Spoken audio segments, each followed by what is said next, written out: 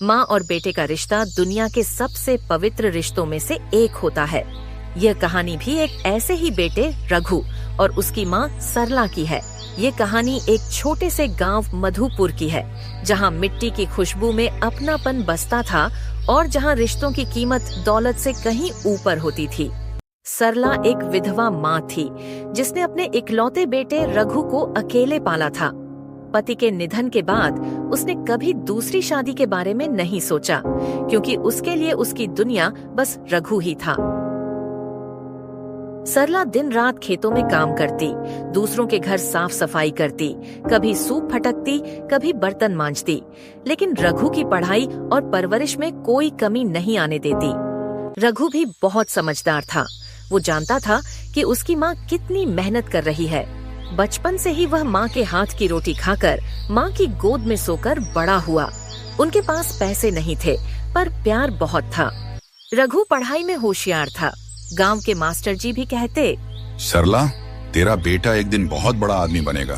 सरला आंखों में आंसू लिए मुस्कुराती और कहती, बस उसका सपना पूरा हो जाए मास्टर जी, मैं और कुछ नहीं चाहती। 10वीं में रघु ने टॉप किया, फिर 12वीं में भी पूरे जिले में पहला स्थान लाया। एक दिन उसे शहर की एक बड़ी यूनिवर्सिटी में पढ़ाई के लिए स्कॉलरशिप मिल गई। सरला डर गई।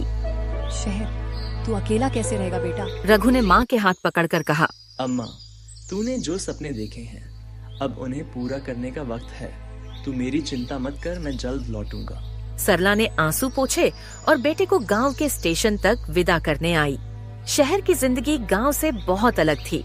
रघु ने मेहनत नहीं छोड़ी। वह दिन रात पढ़ता, ट्यूशन करता और माँ से हर रविवार फोन पर बात करता। सरला की आवाज सुनते ही उसकी आंखें भर आती, लेकिन जैसे जैसे समय बीतता गया, बातचीत कम होने लगी। रघु अब कॉलेज के आखिरी साल में आ गया था। बड़ी कंपनियों से जॉब ऑफर मिलने लगे थे। सरला हर रोज चिट्ठियां लिखती, कभी कभी गांव के किसी मोबाइल वाले से फोन करती, पर रघु अब व्यस्त था। उसका जवाब धीरे धीरे कम होने लगा।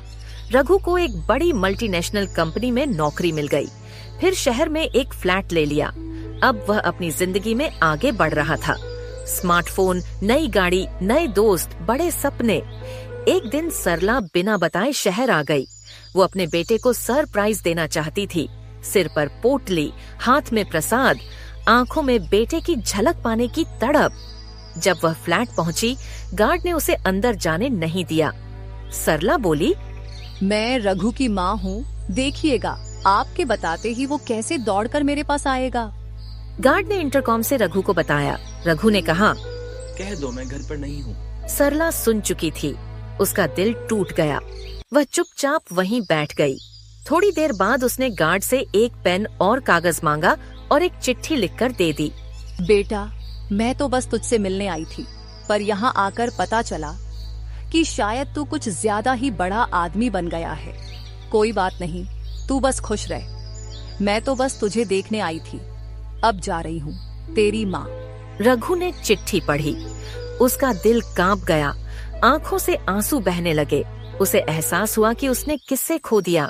वो माँ जो उसके लिए मिट्टी में लौट गई, जिसने अपनी सारी जिंदगी उसके लिए जी दी, आज वो उसी माँ से मुंह मोड़ रहा था। रघु उसी रात ट्रेन पकड़कर गांव पहुंचा। माँ की झोपड़ी के बाहर दौड़ते हुए पहुंचा। सरला दरवाजे पर बैठी थी। रघु उसके पैरों में गिर पड़ा। माफ कर दे अम्मा, मुझसे बहुत बड़ी गलती हो गई। शहर की पक्की छत के सामने मैं माँ के आंचल की ठंडक को भूल गया था। सरला ने उसे गले लगाया, बोली, बेटा, माँ कभी अपने बच्चों से नाराज नहीं होती। तू ठीक है, यही मेरे लिए काफी है। रघु अब शहर वापस नहीं गया। उसने माँ के साथ गांव में ही एक छोटा सा स्कूल खोला। गांव के बच्चों को पढ़ाने लगा। माँ उसके साथ हर दिन रहती और कहती, अब तू बड़ा आदमी बन गया है, पर मैं खुश हूँ कि तू अब भी मेरा बेटा है। सीख, माँ की ममता न कोई सीमा जानती है, न कोई शर्त। वो बेटे के लिए दुनिया से लड़ जाती है, खुद की इच्छाओं को भूल जाती है। ये कहानी हमें यही सिखाती है कि माँ का प्यार सबसे पवित्र होता है। उसे नजरअंदाज करना, उसकी उपेक्षा करना सबसे बड़ा पाप है।